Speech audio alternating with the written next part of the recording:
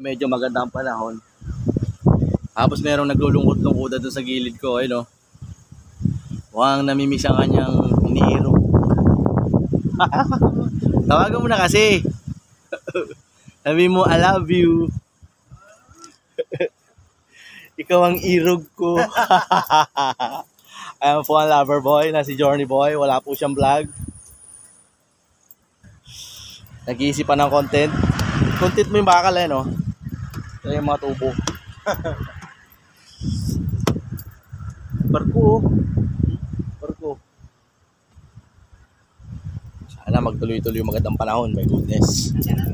Kaya nga eh, ulan nga problema eh. Ambon lang yan. Mga ambon-ambon yan. Kayang-kaya yan. Pero pag ulan, hirap. Magandang umaga. Good morning mga idol. Nasa site na kami, August 30 ngayon. So August 30, hindi pa namin nabubuhusan yung third floor. Kasi nga po, ano yung ulan dito sa aming site. So ang aming mga ginagawa ay puro ilalim. So ayun, dito na ako sa ilalim. Ayan ang itsura ng aming ilalim. So puro lupa lang ang ginagawa namin. My goodness. Ayan o, ito yung itsura ng ilalim namin. So halos okay na kami rito sa ground floor. So, gagawin lang ay tie beam. Goodness. Importante po yung tie beam na yan kasi yan ang nagpapatibay sa pundasyon at sa mga poste at ito yung mga lupang babaklasin. My goodness, napakarami pa yan.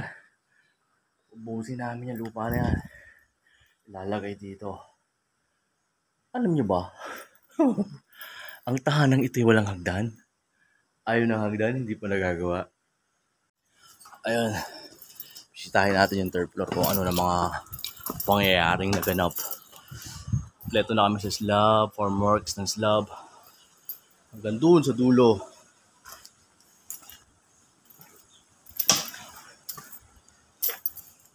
Tapos itong gitna, butas. Butas!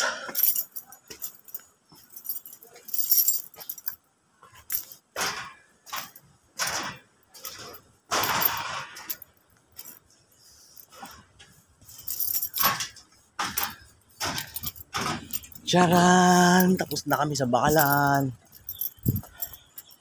So dahil paulan-ulan, hindi namin matapos-tapos. Itong kalahati, tapos na to. Yung dulo, ayun, may goodness. Hindi pa siya tapos.